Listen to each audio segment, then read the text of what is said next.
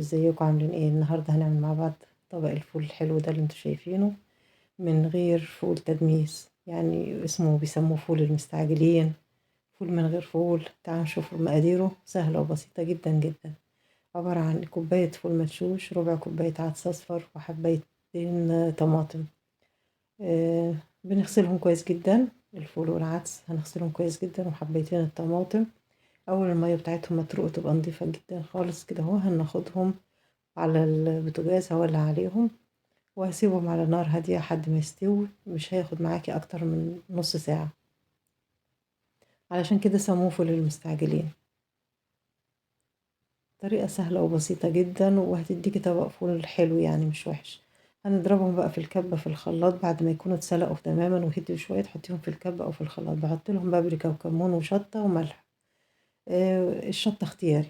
خلاص، هقلبهم مع بعض، وهديهم عصرة ليمونة ومعلقة أو معلقتين زيت، كأن طبق فول قدامك وبتجهزيه. فأنا هم حبة صغيرين اللي أنا عاملاهم، إن أنا بجربها، فنشوف كده الوصفة دي هتودينا لحد فين. عصرت الليمون وحطيت الزيت وحبيت أدوقه.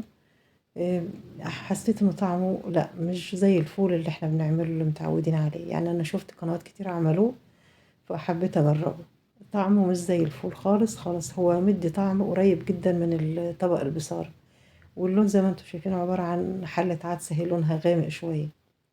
هي مش وحش، بس انا ما اقتنعتش بيه غير لما حطيت له معلقة توم متحمرة.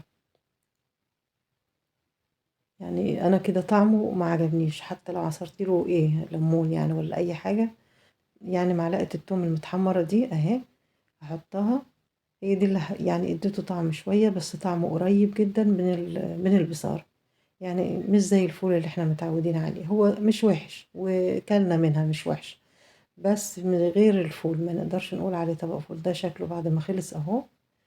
طعمه مش وحش، بس هو قريب طعمه لطبق البصارة، مش قريب للفول المدمس اللي احنا متعودين عليه. يعني لو انتوا عايزين فول مدمس صح، اللي احنا الفول الحلو الكهرمان الحلو ده اهو.